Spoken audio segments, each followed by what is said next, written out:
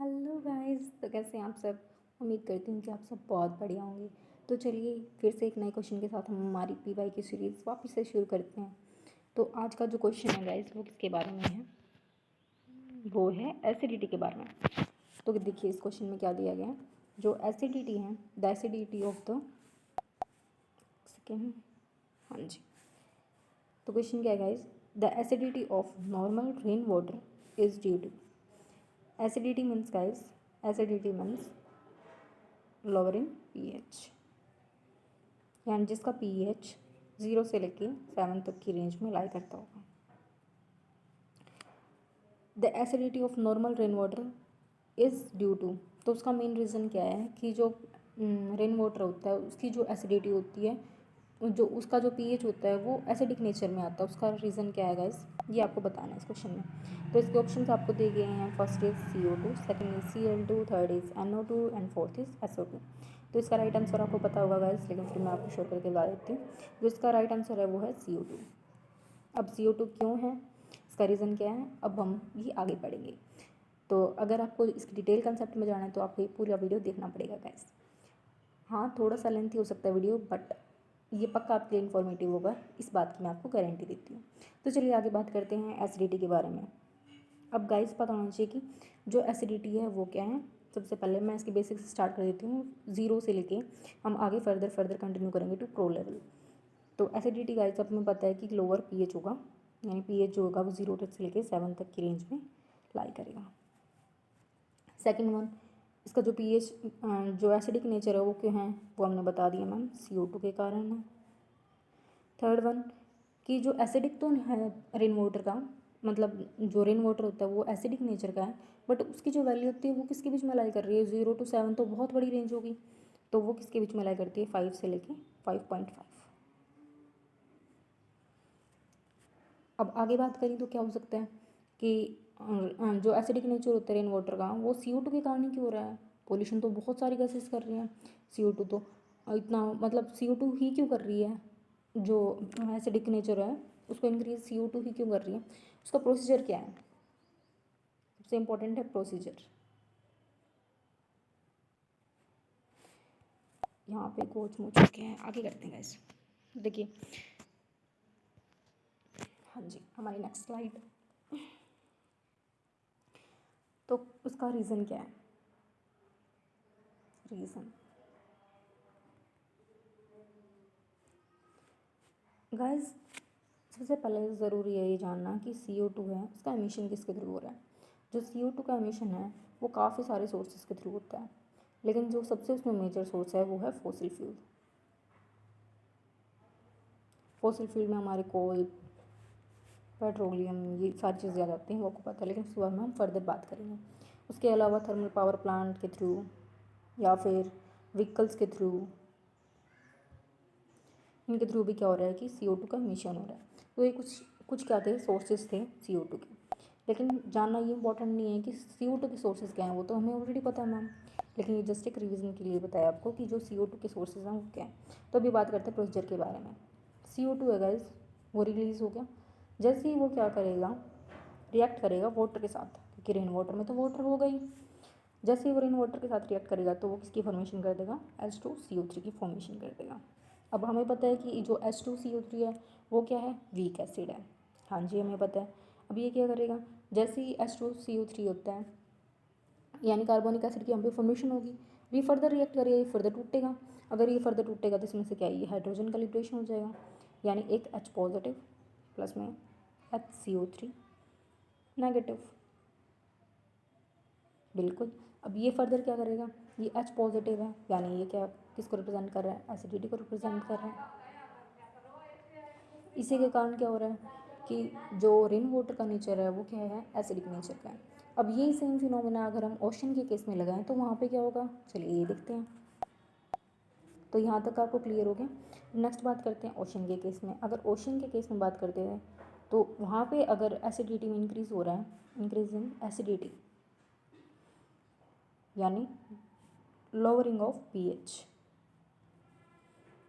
in oceanic water, oceanic water में क्या कर रहे हैं, जो पीएच है वो डिक्रीज़ कर रहा है, उसी प्रोसेस को हम क्या बोल देते हैं, oceanic acidification. As simple as that. तो जो ओशन का पीएच है वो डिक्रीज़ करेगा सेम प्रोसीजर के थ्रू, बट यहाँ पे क्या होगी, यहाँ पे कुछ एक क्या होंगी, यहाँ पे कुछ एक मैनिपुलेशन देखेंगे हम, यहाँ पे कुछ एक स्टेप्स हैं जो कि आगे भी इंक्रीज़ कर रहे हैं। तो भी देखिए वो वाले स्टेप्स क्या होंगे, ओशन एसिडिफिकेशन हो रहा है, ओशन एसिडिफिकेशन हो रहा है तो उसका भी इम्पैक्ट उसका इम्पैक्ट क्या पड़ेगा और किस पे पड़ेगा। सबसे पहले इम्पैक्ट किसके ऊपर पड़ेगा, जो कि ओशन में रह रहे हैं, यानी कि ऑर्गेनिज्म, जो ऑर्गेनिज्म वहाँ पे सर्वाइव कर रहे हैं उन पे पड़ेगा। ये तो बहुत ही सिंपल बात है। दूसरा क्या है, ह्यूमंस पे भी पड़ेगा। क्यों, क्योंकि मोस्टली जो काफ़ी सारा एट प्रेजेंट ह्यूमन जो अपना फूड ले रहा है वो दो सोर्सेज के थ्रू लेता है। First is vegetarian and second one is non veg. और अगर हम बात करें नॉन वेज वाले सोर्स की, तो उसमें भी क्या है, जो मेजॉरिटी पार्ट होता है वो किसके ऊपर डिपेंड करता है, मरीन ऑर्गेनिजम्स के ऊपर, और जो बाकी का है वो डिपेंड करे टेरेस्ट्रियल ऑर्गेनिज्म के ऊपर। यानी जो मरीन ऑर्गेनिज्म है वो भी काफ़ी इंपॉर्टेंट रोल प्ले करते हैं इन सर्वाइवल ऑफ ह्यूमन बींग्स, तो ये भी इंपॉर्टेंट रोल प्ले कर रहा है। थर्ड वन इज़ अगर हम बात करें तो फूड साइकिल में भी इंपॉर्टेंट रोल करेगा। फोर्थ इज़ फूड वेब में भी इंपॉर्टेंट रोल प्ले करेगा। उसके अलावा भी अगर हम बात करें तो काफ़ी सारे इंपॉर्टेंट रोल हैं ओशन के। अब उसके बाद अगर हम बात करें तो गाइस क्या है कि ये तो ठीक है मैम कि हाँ इसके ऊपर रोल प्ले करे, बट उनमें भी क्या स्पेसिफिक रोल प्ले कर रहा है, उससे भी क्या इम्पैक्ट पड़ जाएगा वो हमें जानना है। तो अब वो देखिए कि उसके ऊपर क्या इम्पैक्ट पड़ेगा। अगर बात करते हैं हम इम्पैक्ट ऑफ ओशन एसिडिफिकेशन का, अगर इम्पैक्ट की बात करें तो उसके ऊपर क्या इम्पैक्ट पड़ेगा।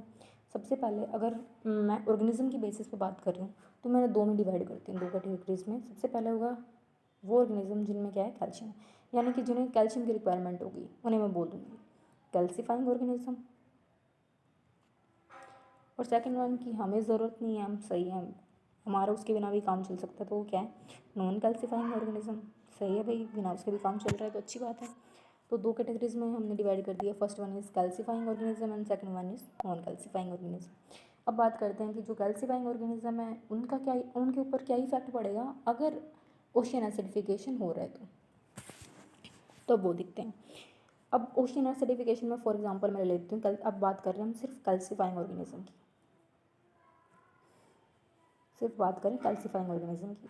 अगर कैल्सीफाइंग ऑर्गेनिज्म की बात करें तो फॉर एग्जांपल चलो एग्जांपल ले लेते हैं, ओयस्टर हो गया, कोरल्स हो गए, इनका एग्जांपल ले लिया, ठीक है। उनके ऊपर क्या इम्पैक्ट पड़ेगा उस चीज़ का, ओशन में तो एसिडिटी इंक्रीज हो रही है तो उसका क्या इम्पैक्ट पड़ेगा कि इन्हें क्या चाहिए होती है गाइस, ये इन्हें बनानी होती है शेल्स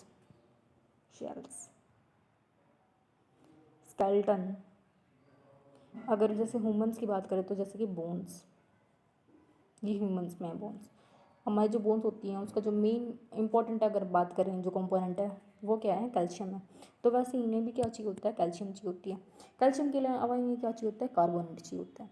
तो इनमें क्या प्रोसीजर फॉलो होता है, अगर बात करते हैं ऑयस्टर की, तो मैं इसको इरेज कर देती हूँ, कंप्लीट को इरेज करना पड़ेगा, ठीक है। ऑयस्टर में जैसे ऑयस्टर या फिर कोरल्स में बात कर रहे थे, तो इसका क्या इम्पैक्ट पड़ेगा, ये क्या कर रहे हैं कि जो कैल्शियम है और जो कार्बोनेट है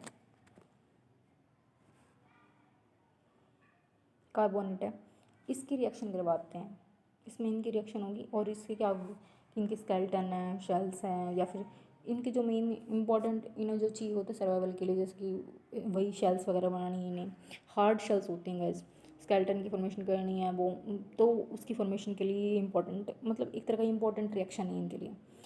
तो अब ओशन में एसिडिटी इंक्रीज हो रही है तो उसका इम्पैक्ट क्या पड़ेगा कि जो ये CO2 नेगेटिव है, कार्बोनेट है, ये क्या करेगा, जो H पॉजिटिव रिलीज़ हुआ है वहाँ से वो भाग के इसके साथ रिएक्ट करेगा, इसके साथ रिएक्ट करके वो किसकी फॉर्मेशन कर देगा, HCO3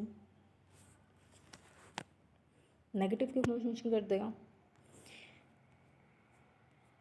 हाँ जी, तो इसकी फॉर्मेशन होगी। अगर ये इसके पास जा रहा है तो इस कैल्शियम के साथ कौन रिएक्ट करेगा, ये तो ऐसा कैसा रह गया बेचारा, इसके साथ कोई रिएक्ट ही नहीं कर रहा। तो यहाँ पे क्या होगा कि जो ओस्टर की जो लाइफ है उस पर तो इम्पैक्ट पड़ा, क्योंकि अब उसके अंदर क्या हो रही है कि जो हार्ड शेल्स हैं उनकी फॉर्मेशन नहीं हो रही, क्योंकि सारा का सारा कार्बोनेट कहाँ पे जा रहा है, इस एसिडिटी को बैलेंस करने के लिए जा रहा है।